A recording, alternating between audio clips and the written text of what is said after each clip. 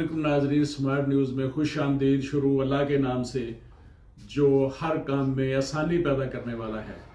अगर आपने अभी तक हमारे चैनल को सब्सक्राइब नहीं किया तो प्लीज़ सब्सक्राइब करके अगर वीडियो पसंद आए तो लाइक और शेयर ज़रूर कीजिए और हमारी हौसला अफजाई फरमाएँ।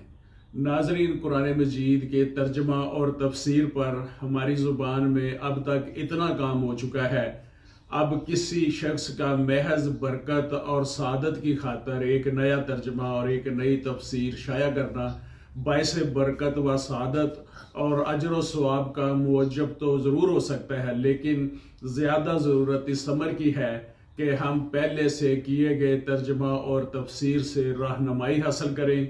आज का इंसान बहुत मसरूफ़ है, किताब पढ़ने का उसके पास वक्त नहीं, अलबत्ता मोबाइल हर शख्स के हाथ में होता है। सोशल मीडिया से इस्तिफ़ादा हासिल करना हर शख्स के लिए बहुत आसान और सहल है।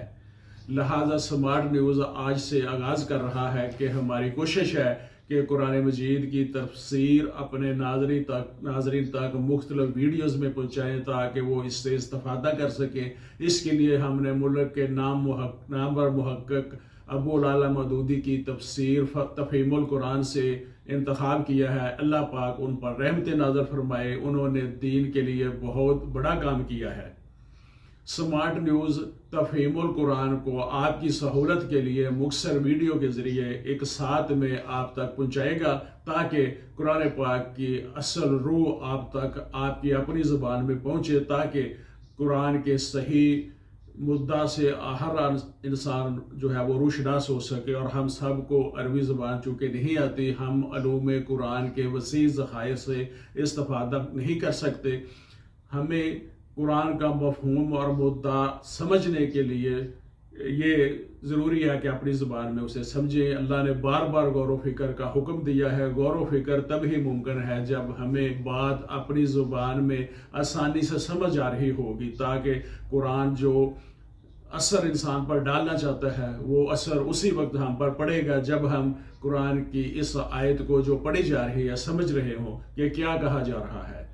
तफ़हीमुल कुरान में मौलाना मौदूदी साहब ने तमाम तर्जमे का तरीका रवायती तरीक़ों से हटकर इसको आसान और सलीस और आज़ाद तर्जमानी का तरीका अख्तियार किया है। जितनी आसान और सलीस ज़ुबान इस्तेमाल की गई है और जितनी आसानी और आसान लफ्ज़ बयान किए गए हैं, जितनी आसान ज़बान होगी उतना ही उसकी रूह इंसान की रूह वजद में आएगी, वैसे ही उसके रोंगटे खड़े होंगे जैसे कि हालात बयान किए जा रहे होंगे।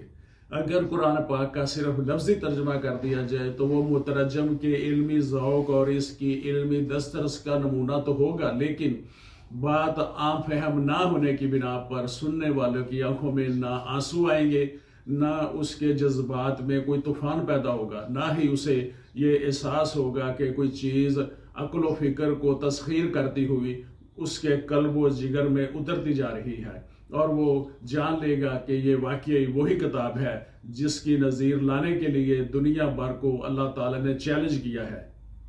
फिर ये संग दिल से संग दिल आदमी का दिल भी पिघला देगी और वो जान लेगा कि ये वाकई वही किताब है जिसमें बिजली के कड़के की तरह सारे अरब की ज़मीन हिला कर रख दी थी, और वो जान लेगा कि ये वाकई जादू असर कलाम है।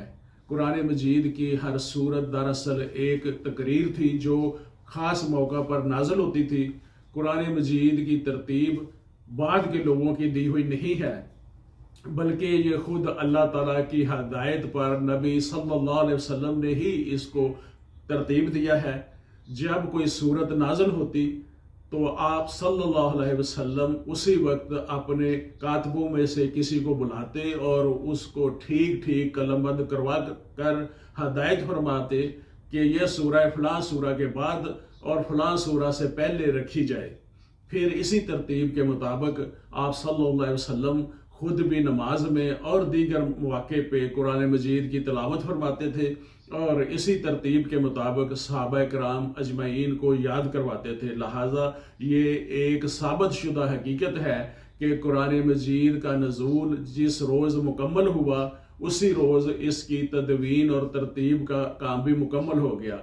जो इसका नाज़िल करने वाला था वही इसका मुरतब करने वाला था। जिसके कलब पर यह नाज़िल किया गया اسی کے ہاتھوں اس کو مرتب بھی کرا دیا گیا، کسی دوسرے کی مجال نہ تھی کہ اس میں مداخلت کرتا۔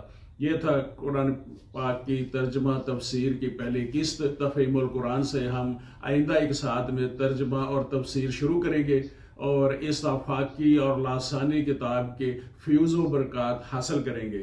میں محمد امین، ایڈوکیٹ، سمارٹ نیوز۔